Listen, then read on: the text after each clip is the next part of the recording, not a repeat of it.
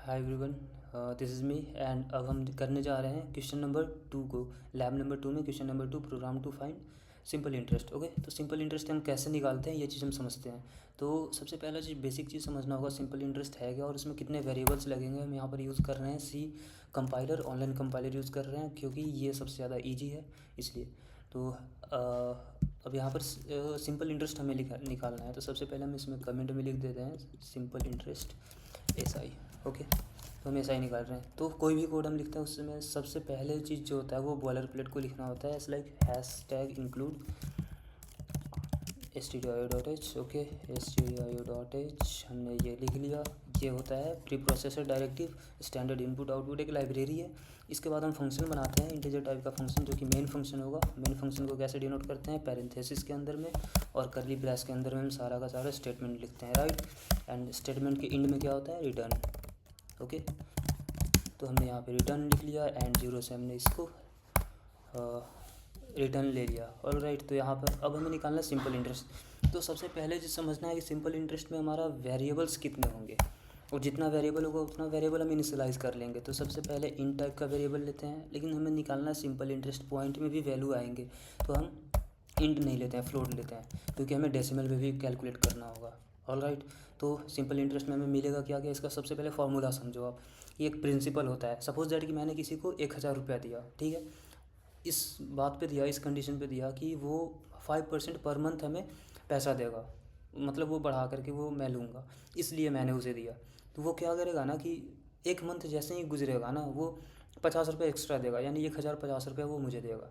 तो यही होता है इंटरेस्ट। इंटरेस्ट जो बढ़ रहा है, इसमें ज़रूरत क्या चीज़ है, तो प्रिंसिपल अमाउंट जो हमने दिया 1000, वो चीज़ पता होना चाहिए कि प्रिंसिपल कितना था, रेट कितना था और कितना टाइम के लिए वो हमने दिया, ठीक है। तो हमें 3 वेरिएबल बनाना होगा। पी से प्रिंसिपल हमने लिख लिया, कॉमा से सेपरेशन दे दिया, और फिर उसके बाद आर से हमने रेट ले लिया एंड टी से टाइम ले लिया। ऑल राइट, तो ये 3 वेरिएबल्स का इनपुट हमें लेना है यूज़र के थ्रू। अब उसके बाद कैलकुलेट क्या करना है, इंटरेस्ट। ऑल राइट, तो हमने इंटरेस्ट का एक वेरिएबल बना लिया। अब इसके बाद हमें यूज़र से वैल्यू ले लेना है, सिंपल सा बात, जो वही सम में कर रहे थे, प्रिंटफ करा लेंगे। प्रिंटफ में हमने लिख देना है enter the value of A, sorry A नहीं, यहाँ पर पी है। तो अगर वो फार्मूला समझ में नहीं आया तो डोंट वरी, तुरंत समझ में आ जाएगा जैसे ही आगे लिखूँगा, तो इसके लिए टेंशन नहीं लेना है। तो हमने लिखा inter the value of P. उसके बाद जो भी वैल्यू इंटर करेगा वो, इसको क्लियर कर लेते हैं, जो भी वैल्यू इंटर करेगा यूज़र वो चीज़ स्कैन कर लेना। स्कैन कैसे करते हैं, तो स्कैनएफ लगाएंगे। स्कैनएफ लगाने का तरीका क्या है, स्कैनएफ लिखेंगे एंड पैरेंथेसिस के अंदर डबल इन्वर्टेड कॉमा, और उसके अंदर में डेटा टाइप को डिफाइन करेंगे।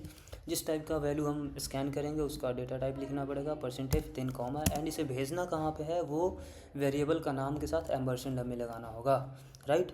तो हमने इसे भेजना है पी में, लेकिन पी के पहले एम्बरसेंड लगाएंगे। एम्बरसेंड का मतलब होता है एंड। ओके, और लास्ट में फुल स्टॉप लगाना है। तो ये हमने एक वैल्यू ले लिया। दूसरा वैल्यू क्या लेना है, प्रिंटफ।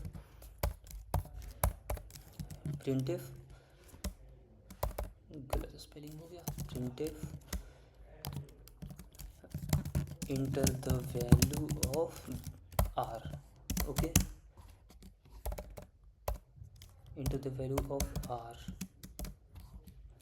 लास्ट में फुल स्टॉप, एंड उसको भी स्कैन कर लेना है। जैसे ही आर का वैल्यू इंटर करेगा स्कैनएफ लगा देंगे।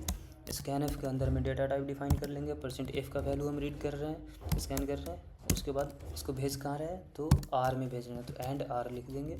इसका मतलब ये है कि आर वाला वेरिएबल के अंदर जाकर के स्टोर हुआ। अब ये पूछेंगे टाइम कितना टाइम के लिए दिया था, तो टाइम इन मंथ, मंथ में हम अगर पूछ रहे हैं तो ठीक है।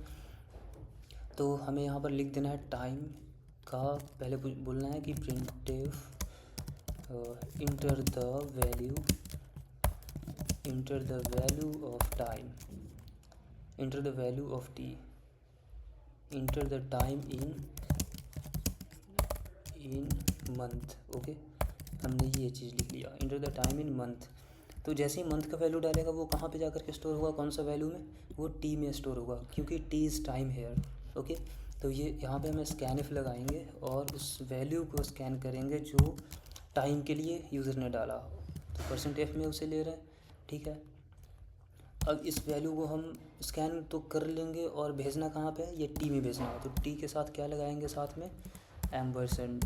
ओके, तो हमें यहाँ पे लगा देना है एंड, और ये स्कैन होकर के चला गया टी में। हमने तीनों वैल्यू ले लिया यूज़र से। अब इसे करना क्या है, ऑपरेशन हमें लगाना। ऑपरेशन क्या लगाएंगे कि अब एक चीज़ फिर से समझो, ठीक है। हमने किसी को 1,000 रुपया दिया, ठीक है। 1,000 में क्या हुआ ना कि वो 5% पैसा मैं ले रहा हूँ उसे पर मंथ। तो एक मंथ जैसे ही होगा, आफ्टर 1 मंथ, तो वो 5% देगा ना।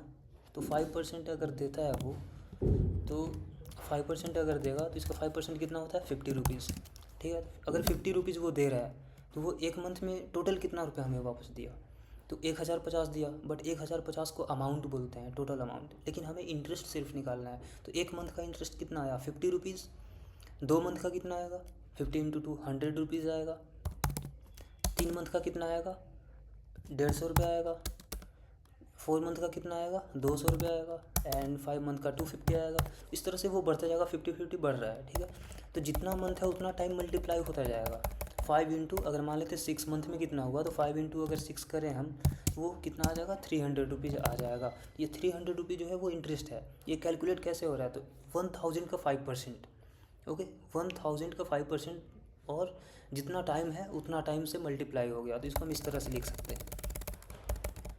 तो हमें निकालना क्या है, इंटरेस्ट। तो हमें यहाँ पे लिख देना है interest. Interest is equal to P जो है, पी इंटू हम किस तरह से लिखते हैं, स्टार लिखना पड़ेगा, ठीक है। P into R, into R जो है वो परसेंट में है, 5% जो मैं बोल रहा हूँ वो, ठीक है। तो आर इंटू टाइम, कितना टाइम के लिए ये हुआ, तो ये हुआ मान लेते हैं 6 मंथ के लिए, जो भी है तो टाइम से मल्टीप्लाई करना ही पड़ेगा। लेकिन परसेंट जो हम निकाल रहे थे, P into R divided by 100 था, ठीक है। तो 100 हम लास्ट में भी लिख सकते हैं ना, तो हम यहाँ पे हम लास्ट में लिख देते हैं ब्रैकेट लगा करके 100 डिवाइडेड बाई 100, ठीक है।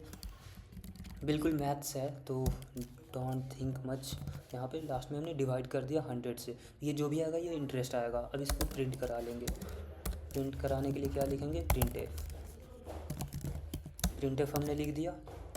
प्रिंट एफ परसेंट डी, और परसेंट डी जो है वो वैल्यू किस चीज़ का प्रिंट कराएगा, तो ये इंटरेस्ट का वैल्यू प्रिंट कराएगा, इंटरेस्ट, ठीक है। इंटरेस्ट का वैल्यू प्रिंट कराएगा, लास्ट में फुल स्टॉप। लेकिन हमें यहाँ पे लिखना पड़ेगा कि दिस इज़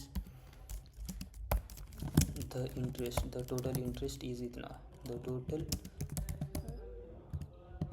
इंटरेस्ट इज़ इतना, ठीक है, इतना। अब इसको हम रन कराते हैं। वही एग्जांपल लेते हैं 1000 वाला। अच्छा, कहीं पे छूटा है और यहाँ पे छूटा है। देखो ये चीज़ ना डिकोड करना सीखो कैसे ये करते हैं। कोई एरर अगर होना तो यहाँ पे हमें सॉल्यूशन बताता है। ये एरो दिखेगा, ये जो अपवर्ड एरो है ना, ये बताता है कि यहाँ पर छूट रहा है आपका। ये जहाँ डायरेक्शन बताता है वहाँ पे क्या छूट रहा है, ये वाला सेमी कॉलन छूट रहा है। तो इसको यहाँ पे ये लाइन ढूंढो 15 नंबर लाइन में, यह 15th नंबर लाइन, इसके अंदर में छूट रहा है लास्ट में क्या, सेमी कॉलन। यहाँ एरो बता कर बताया, ये सेमी कॉलन हमारा छूट रहा था। अब रन करते हैं, सक्सेसफुली रन कर गया, ठीक है। तो हमें पी का वैल्यू इंटर करना है। पी मतलब प्रिंसिपल। तो हमने किसी को दिया 1000 रुपीज़, ठीक है।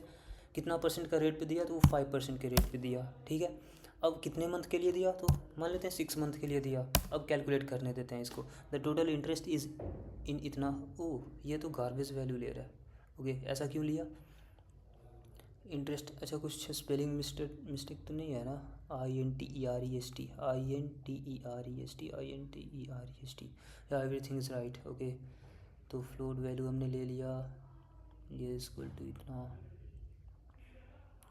ये पी में गया, आर में गया एंड टी में गया, PRT, सही है। तो दिक्कत क्या हुआ, प्रिंट द टोटल नंबर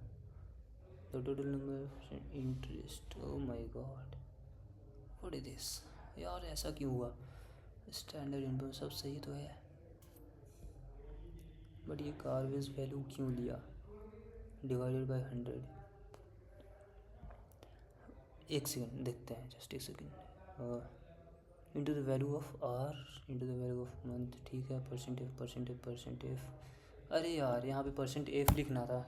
वो जिसको भी ये पता चल गया था, कॉन्ग्रेचुलेसन, बहुत ही अच्छे हो आप डिबगिंग में, तो बढ़िया।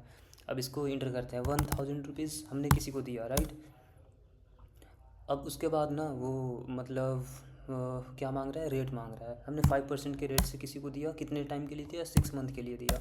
वो कितना कैलकुलेट करके लाएगा, तो हमने 6 मंथ के लिए दिया था, तो वो 50 रुपीज़ बढ़ते चला गया, टोटल 300 रुपया बनेगा। सही है, बढ़िया बात है।